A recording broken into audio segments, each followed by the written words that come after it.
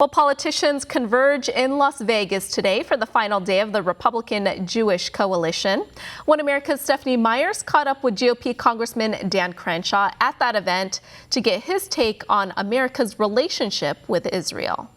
This week, there was an anti-BDS bill that was proposed in that Yemen war resolution. All but 5 Democrats, they rejected it. What is your feeling? Well, what Democrat leadership does is they try to rally their entire caucus and get them to vote against these things. But it also speaks to, I think, to a much deeper issue within the Democratic Party. They're shifting. Okay, so support for Israel used to be very bipartisan, and for many Democrats it still is. I don't want to cast dispersions to everybody, but that's changing. It's fundamentally changing. If you go to college campuses, you see that. The BDS movement's gaining traction. Anti-Israel sentiments are more normalized, and their base is becoming very radicalized, and they have to cater to that base. And I think that's what you saw there. They don't feel the need to support Israel anymore. They will claim that being against Israel is not anti-Semitic.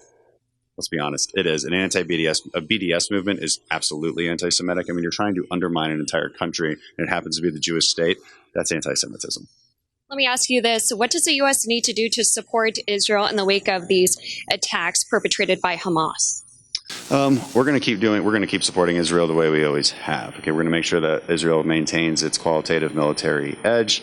We're going to continue that cooperation. That's good for America too, by the way. A lot of people don't realize that. We use a lot of Israeli technology. They have some of the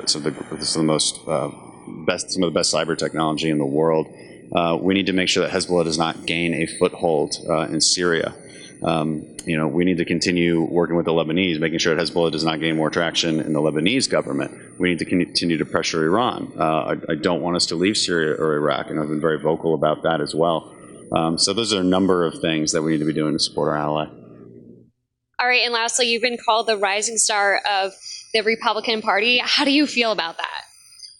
Well, I like the compliment, whatever that means. I mean, we're just happy to be here and fighting the good fight, and I believe deeply in these principles. I believe deeply in an approach to governance that relies on constitutional principles, but more importantly than that, Enlightenment principles. And that's what I just talked about here at RJC was we're losing sight of that. We're losing sight of the fact of why we have a miracle, why we live in this kind of world. I mean, it's truly mind-blowing, and yet we seem ungrateful about it. And there's certain values that we must hold on to. And, those values of personal responsibility, loyalty to our country, love of country, this idea that there are certain ideals that bring us together, like the Pledge of Allegiance and the American flag. And those things are constantly under attack. So, we've got to start there. And then we get to the policies of limited government and local control and individual freedoms that really make our country the best place in the world to live with the most opportunity and prosperity. So just really happy to be part of the fight.